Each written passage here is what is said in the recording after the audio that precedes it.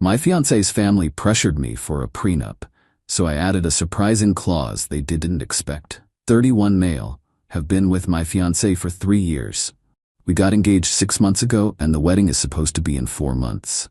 I say supposed to be because after what happened yesterday, I honestly don't know if there's going to be a wedding at all. Some background. I'm a software engineer.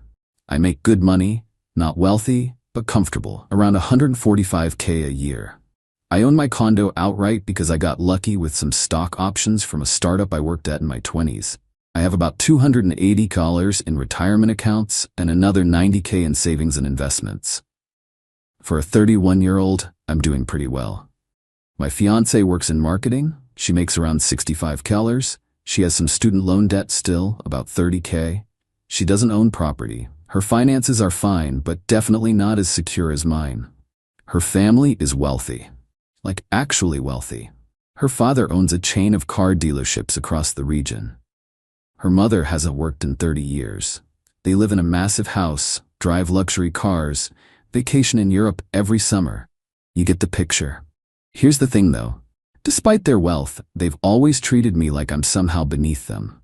Not good enough for their precious daughter. Her father has made comments about how I'm just an employee while he's a business owner. Her mother once asked if I was sure I could afford the ring I bought. The ring was $8,000. I paid cash, didn't finance a penny. 2 months ago, her father called me into his study during a family dinner. Very formal, very serious.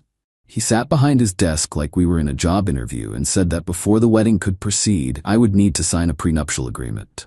I actually wasn't opposed to this. Prenups make sense. They protect both parties.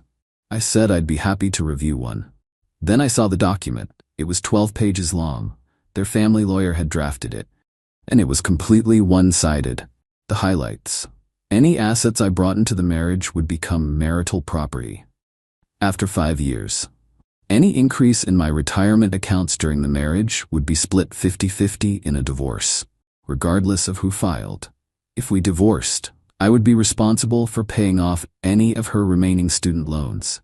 I would pay alimony based on lifestyle maintenance. If she chose to reduce her working hours after having children, her inheritance from her parents would remain 100% protected and separate forever. Any gifts from her family during the marriage would remain her separate property. But here's the kicker. There was absolutely nothing protecting my assets. Nothing about what happens if she cheats.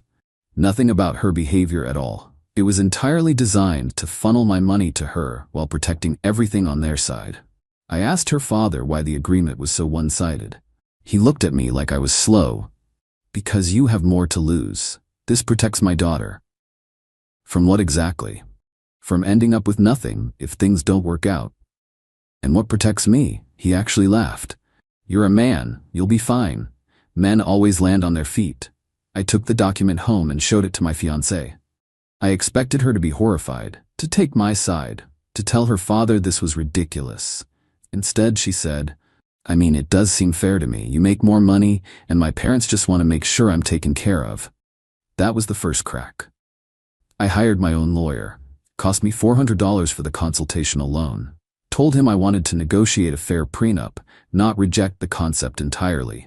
He reviewed their document and literally laughed out loud. This wouldn't hold up in court, he said. It's so one-sided, a judge would likely void it. But more importantly, do you really want to marry into a family that thinks this is acceptable? Good question. My lawyer drafted a counterproposal. It was actually fair. It protected both of our premarital assets equally. It had reasonable provisions for alimony. It addressed what would happen in various scenarios, including job loss, disability, and children. And yes, I added an infidelity clause. The clause stated that if either party engaged in infidelity during the marriage, they would forfeit their claim to 75% of the marital assets they would otherwise be entitled to, plus pay the other party $50,000 in damages. Either party. It applied to both of us, completely equal. We scheduled a meeting at her family's lawyer's office to review both documents. Her father insisted on being there. Her mother came too, dressed like she was attending a society luncheon. My fiancée sat next to me, but somehow it felt like she was on their side of the table. The lawyer went through my counter-proposal point by point. Her father was nodding along, looking smug, probably thinking he could pressure me into abandoning most of it. Then the lawyer got to the infidelity clause. He read it out loud. In the event that either party engages in marital infidelity, defined as romantic or sexual relations with a person outside the marriage, the offending party shall forfeit 75% of their marital asset claim and pay the non-offending party $50,000 in damages. Her father's face went from smug to confused to something I can only describe as panicked. That's not standard," he stammered. "Actually, infidelity clauses are increasingly common in prenuptial agreements," my lawyer said calmly. Her mother jumped in. "This is outrageous. You're accusing our daughter of being a cheater before you're even married." "I'm not accusing anyone of anything. The clause applies to both of us equally. If I cheat, I pay her. If she cheats, she pays me. Fair is fair." My fiancée was staring at the table. Not at me. Not at her parents. Just at the table. Her father stood up so fast his chair scraped against the floor. "We're not signing this. This is insulting to our family." "Then, I guess there's no prenup," I said. "Which means there's no wedding, because you made the prenup a condition of the wedding, remember?" The room went silent. My fiancée finally looked at me. "Can we talk privately?" We stepped into the hallway. "Why would you put that in there?" she asked. "Why wouldn't I? You want me to protect you financially. I want to protect myself from betrayal. Both are reasonable. But it makes it seem like you don't trust me." "Your father's prenup made it seem like you don't trust me. Actually, it made it seem like you expect me to fail. Where was your concern about trust then?" She didn't have an answer. We went back into the room. Her father had apparently been conferring with the lawyer because he immediately said, "We need time to review this. We'll reconvene next week." That was yesterday. My fiancée barely spoke to me on the drive home. She went to bed early. This morning she left for work without saying goodbye. Her mother has already texted me 3 times, calling me controlling and paranoid and saying I've shown my true colors. I don't know what's going to happen. Part of me thinks this is the end. Part of me thinks this was a necessary test that revealed something important. What I do know is that I'm not signing their one-sided agreement. And I'm not removing the infidelity clause from mine. If that makes me the bad guy, so be it. Update 6 days later. So a lot has happened since my original post. Thank you to everyone who said I wasn't crazy. I needed that validation more than you know. The day after I posted, my fiancé came home from work and we had a real conversation. Not an argument, an actual adult conversation for once. She admitted that she hadn't really read her father's prenup before they presented it to me. She just trusted that it was standard. When I showed her specific clauses and explained how one-sided they were, she seemed genuinely surprised. "I didn't realize it was that bad," she said. "My dad said it was just to protect both of us." "Did you read the part where my condo becomes marital property after 5 years, but your inheritance stays protected forever?" She hadn't. We talked for hours. By the end, she agreed that her father's prenup was unfair and that my counterproposal was actually reasonable. She said she'd talk to her parents and get them to calm down. I thought things were looking up.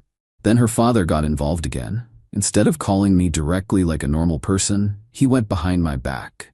He started calling my parents, telling them that I was being difficult and sabotaging the wedding and that I had trust issues that were going to ruin their daughter's life.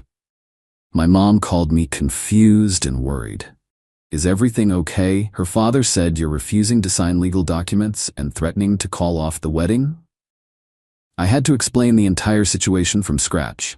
My mom, bless her, immediately understood.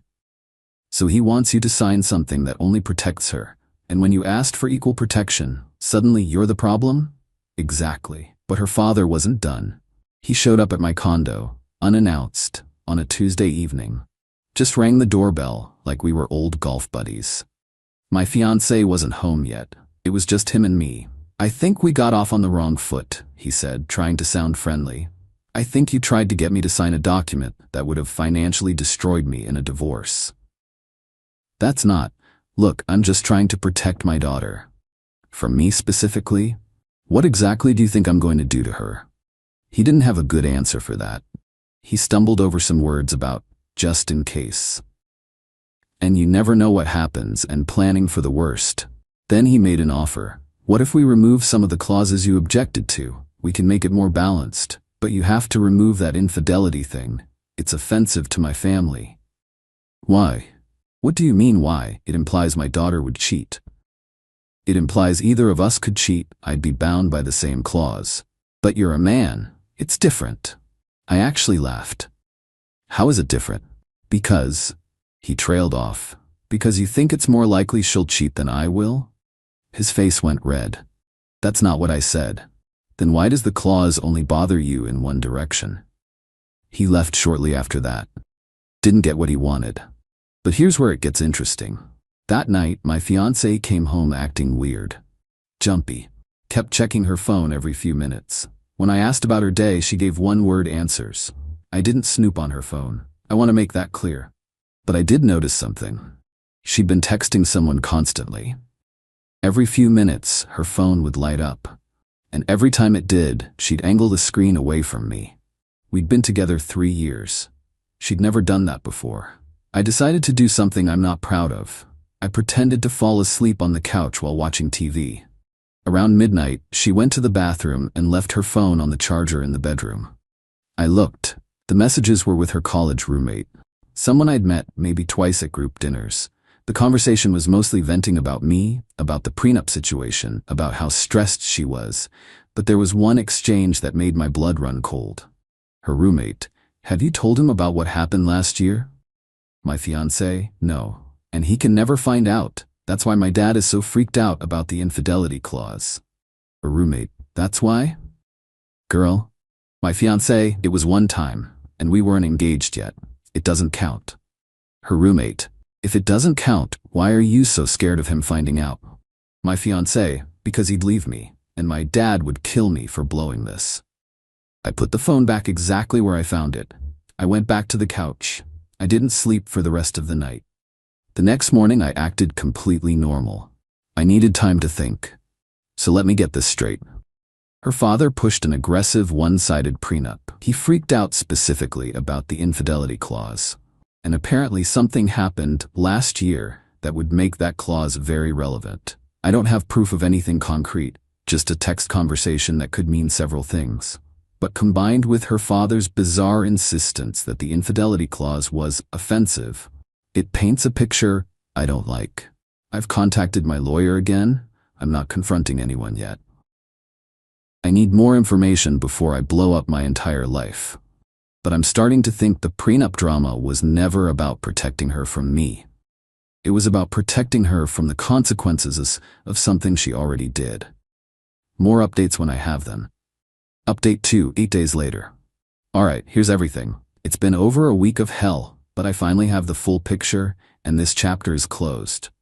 After seeing those texts, I knew I needed more information before making any moves. I couldn't just accuse my fiancé of cheating based on a vague message about what happened last year.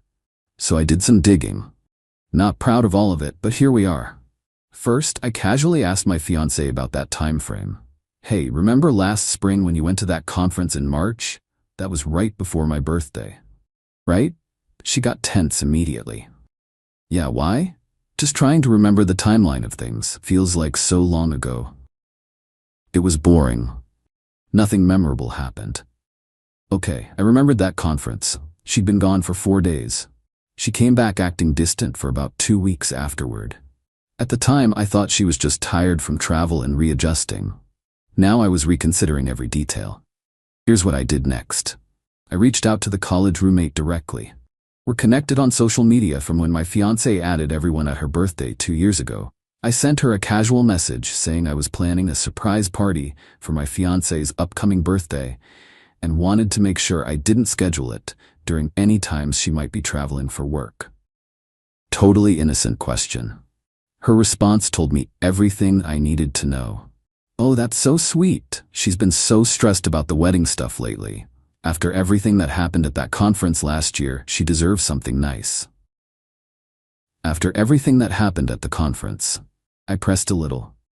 Yeah, she mentioned that trip was rough. Work drama? Lol, no, it wasn't work drama. I can't believe she told you about that, though. She didn't really give details. Yeah, well, it was a whole thing. Her ex showing up at the same hotel, them catching up all weekend. I told her she should have never gone to his room, but you know how she is when she's been drinking. Anyway, I'm sure that's all ancient history now since you guys worked through it. I didn't respond after that. So, my fiancée cheated on me, at a conference, with her ex, all weekend, and her father knew about it. That's why he was so adamant about the infidelity clause being removed. He knew that if we got married and I ever found out, I'd have legal recourse to protect myself. The entire prenup ambush wasn't about protecting her financially. It was about making sure I couldn't touch their precious money if I discovered what she did and divorced her for it. I sat with this information for 2 days. Didn't confront anyone. Didn't change my behavior. Just processed and planned. Then I made my move. I contacted my lawyer and told him everything. He said the prenup was basically dead anyway, since they refused to sign my version, but that I should document everything in case the relationship ended badly and they tried to come after me for anything. I scheduled another meeting at the family lawyer's office. Told my fiancée it was to work things out and find a compromise everyone could live with. She seemed relieved. Her father was practically giddy when he heard. The meeting was 3 days ago. We sat in the same conference room as before. Her parents, her, me, both lawyers. Same seating arrangement. Her father had this satisfied look like he'd finally won. He started immediately. I'm glad you came to your senses. My lawyer has prepared a revised version that should work for everyone. The new prenup had removed some of the more egregious clauses, but still didn't have an infidelity provision. Still one-sided? Just less obviously so. I let the lawyer read through the whole thing. All 12 pages of the revised version. When he finished, everyone looked at me expectantly. Before I respond to this, I said calmly, I have a question. Of course, her father said, all smiles now. What happened at the conference last March? The room went dead silent. My fiancée's face drained of color. Her mother's smile froze. Her father's eyes went wide. I don't know what you're talking about, my fiancée said quickly. Really? Because your college roommate seemed to think it was common knowledge. Something about your ex showing up at the same hotel? You spending the weekend in his room? Ringing any bells? Her father stood up. This meeting is over. No, I think this meeting is just getting started. I stayed seated, completely calm. See, I finally understand why you were so desperate to get that infidelity clause removed. It wasn't about protecting your daughter's dignity. It was about protecting her from the consequences of something she already did. My fiancée started crying. It was one time. We weren't even engaged yet. I was going to tell you eventually. When exactly? After we were married? After you had legal access to half my assets, regardless of what you'd done. It didn't mean anything. Then why hide it for over a year? Why have your father draft a prenup specifically designed to shield you from being held accountable for infidelity? Her father jumped in. Now wait just a minute. I didn't know about any of that when I drafted the prenup. Your daughter literally texted her friend saying my dad is freaked out about the infidelity clause because of what happened. So either you're lying right now or she was lying to her friend. Which one is it? They looked at each other. Neither spoke. Here's what's gonna happen, I said, standing up. There is no wedding, there is no prenup, there is no us. We're done.